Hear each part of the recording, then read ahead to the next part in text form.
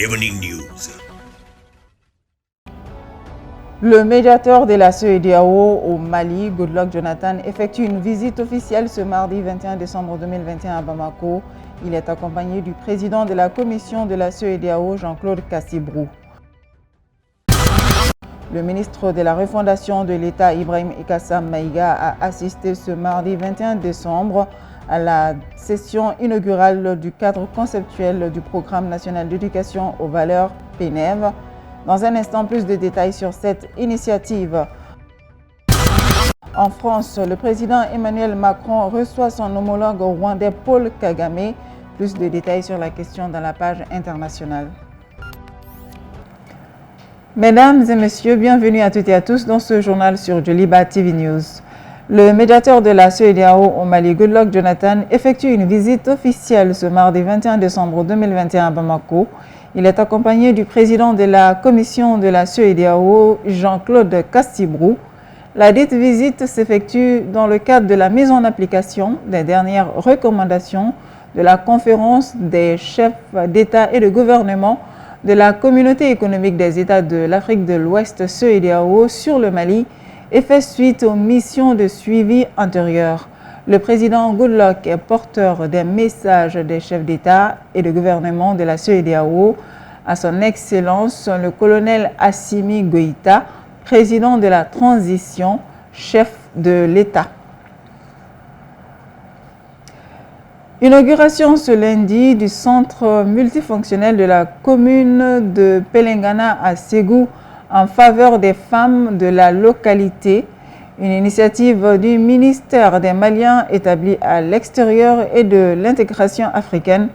Le point avec nos reporters Aminata Chektal et Moussa Tembini. Doter les femmes de la commune de Pelengana d'infrastructures adéquates pour la mise en œuvre d'activités génératrices de revenus, tel est l'objectif principal de la construction du centre multifonctionnel de Ségou, inauguré ce lundi dans la commune de Pelengana par le Premier ministre Choguel Kokala Maïga. Un projet acquis grâce à un financement assez diversifié à l'initiative du ministère des Maliens établi à l'extérieur et de l'intégration africaine. Le financement, ça se passe sous tripartite. Nous finançons environ 70%, la diaspora contribue à 10% et les collectivités ou bien les ONG, les associations à 20%. Donc on ne donne pas moins de 15 millions, mais on ne donne pas au-delà de 30 millions. Donc sous le leadership de la commune de Pelengana, et ils ont postulé au projet et ils ont voulu faire un centre multifonctionnel pour la formation des femmes de Pelengana. Pour le Premier ministre, ce centre n'est qu'une action parmi tant d'autres qui prouve l'implication de la diaspora dans le développement économique et social de notre pays. Dans l'action du gouvernement de transition, nous voulons donner plus de place, plus de visibilité, plus d'importance au rôle des Maliens de l'extérieur. L'un des actes posés parmi beaucoup d'autres. Ce centre qui a été financé par des partenaires extérieurs, à l'initiative du ministre des Maliens établis à l'extérieur de l'intégration africaine, a vocation de donner du travail direct à 75 personnes. Mais il y a 5000 personnes qui vont être utilisées de façon indirecte. Une satisfaction partagée avec les bénéficiaires. Ce projet est très bénéfique. Maintenant, c'est à nous de travailler avec rigueur et détermination. Nous remercions le Premier ministre et toutes les personnes qui l'ont accompagné ici. Un moulin, 2 machines à coudre, une moto-tricycle, un dispositif pour la fabrication de savon et un autre pour la transformation agroalimentaire sont entre autres les équipements de ce centre financé à près de 38 millions de francs CFA avec un apport de 6 millions environ venant de la commune de Pelengana. Toujours à Ségou, lancement ce lundi 20 décembre 2021 des festivités commémoratives de la Journée internationale des migrants. Mettre à profit le potentiel de la mobilité humaine est le thème retenu par les Nations Unies pour l'édition 2021. Au niveau national, le gouvernement a fait le choix d'élargir le thème général au contexte socio-politique de notre pays et aux priorités de la transition en mettant l'accent sur le rôle de la diaspora dans la refondation de l'État. Quelques réactions au micro de Aminata Chektal et de Moussa Tembini.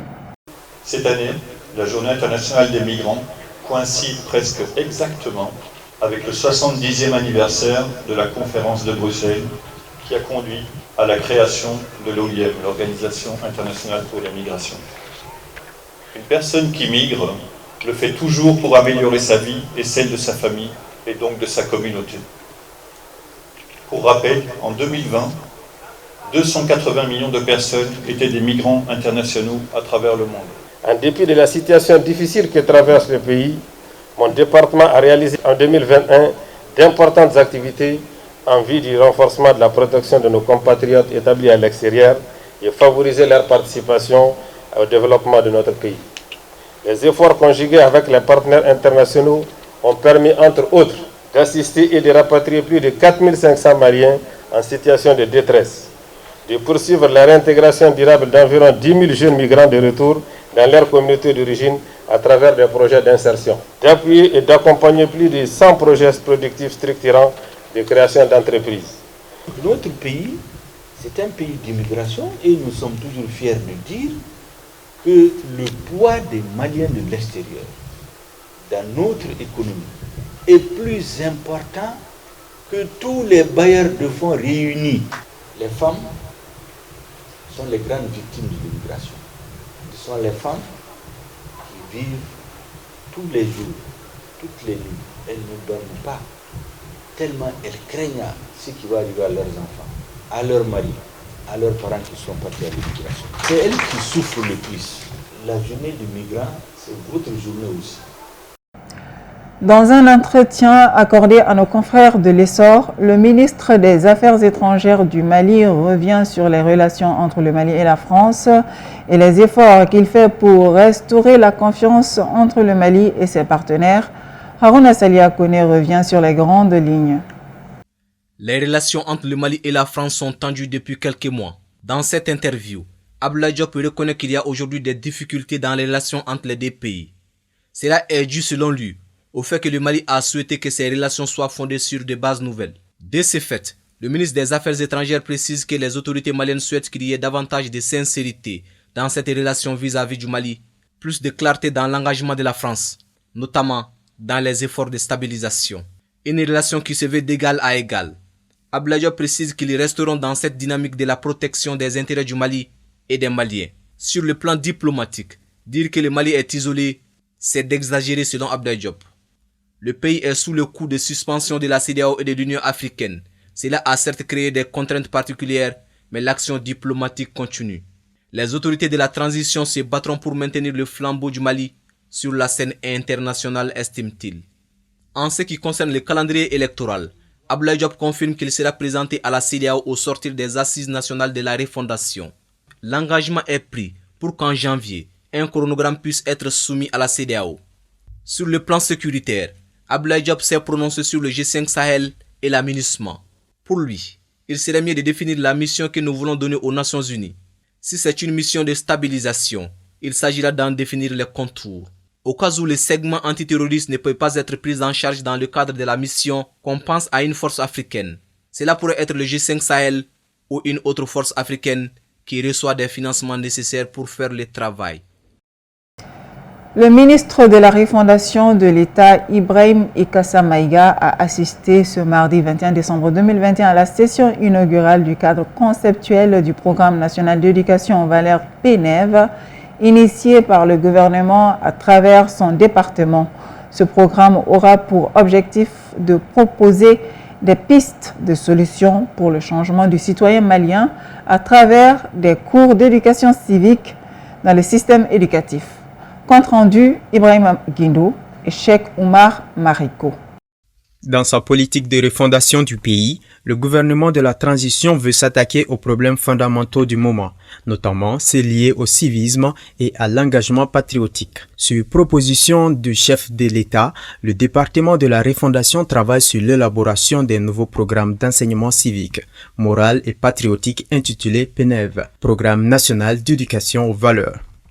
Ce programme soit enseigné au niveau préscolaire, au niveau fondamental, au niveau secondaire et même supérieur, même au-delà, même à l'ENA professionnel, même les cadres d'enseignement professionnel, ceux à qui une parcelle de pouvoir va être confiée Pour ce faire, un comité d'experts composé d'anciens ministres, des enseignants-chercheurs, des hommes de culture et des traditions a été mis en place.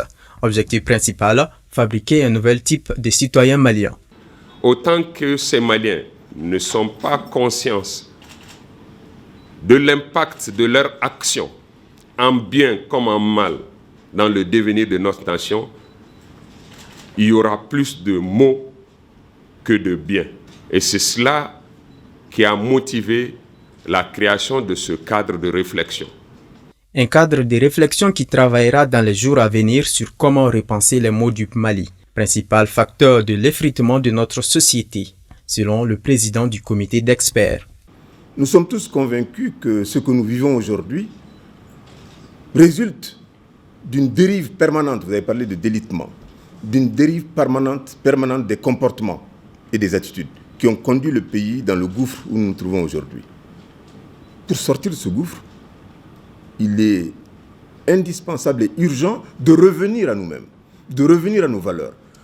Pour rappel, les travaux de ces experts seront suivis de très près par un comité de pilotage composé des représentants de plusieurs départements ministériels, notamment celui de la construction citoyenne, de la culture, de l'éducation nationale et de l'enseignement supérieur, entre autres.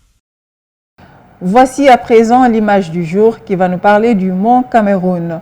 Le mont Cameroun est un volcan du Cameroun, point culminant de la ligne du Cameroun et de l'Afrique de l'Ouest, avec, selon les estimations, plus de 4000 mètres d'altitude. Il est considéré comme le 10e sommet africain derrière le Djebel Toubkal au Maroc. Le mont Cameroun est l'un des volcans les plus actifs d'Afrique avec 9 éruptions au cours du XXe siècle. La périodicité moyenne récente de ces éruptions est d'environ 15 ans. Ces éruptions peu explosives de nature hawaïenne ou strombolienne se traduisent par l'ouverture de fissures volcaniques qui émettent des coulées de lave. Ces dernières peuvent provoquer des dégâts mais n'ont jamais fait de mort.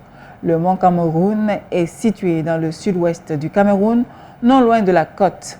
Il s'agit de l'un des plus grands volcans boucliers avec un volume de 1400 km3 et une superficie approchant les 1300 km². Il a la forme d'une ellipse presque régulière.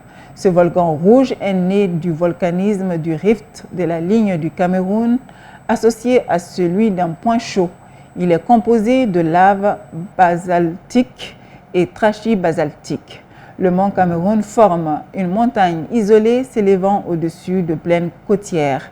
La pluviométrie sur ses flancs est parmi les plus élevées d'Afrique, avec un record de 14 655 mm en 1919. Ces précipitations sont concentrées en été durant les mois de juillet, août et septembre.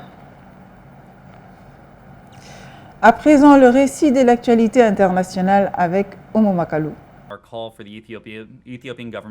Les États-Unis disent espérer que le repli annoncé par les rebelles au Tigré dans le nord de l'Éthiopie ouvre la porte à la diplomatie pour mettre fin au conflit.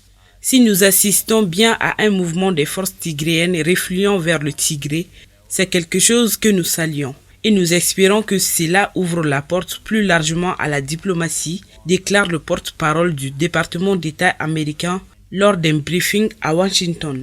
Il n'a été en mesure de confirmer la réponse annoncée par le Front de libération du peuple du Tigré, qui avait avancé ces derniers mois dans les régions voisines de l'Amara et de l'Afar et qui a annoncé lundi être retourné au Tigré. Nous sommes au courant de ces informations, souligne le porte-parole du département d'État américain.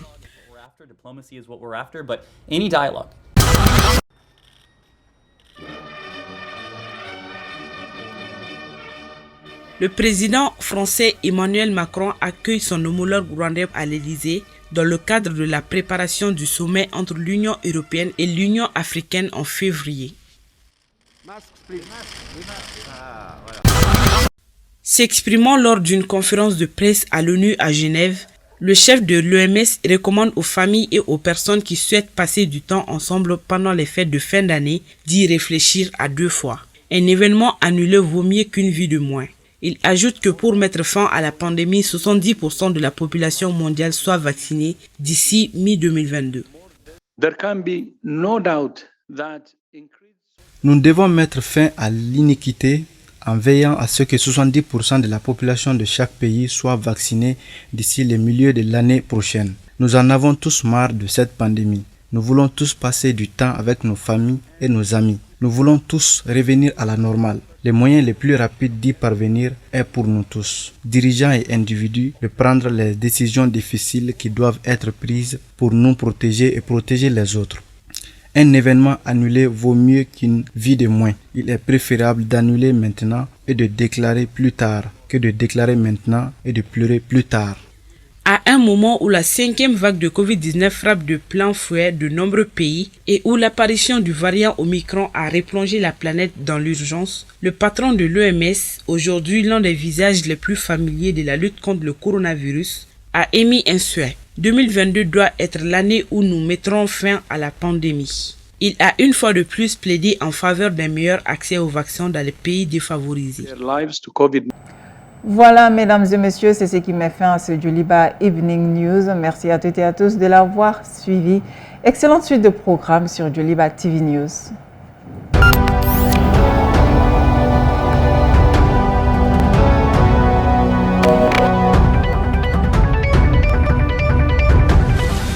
Djoliba Evening News.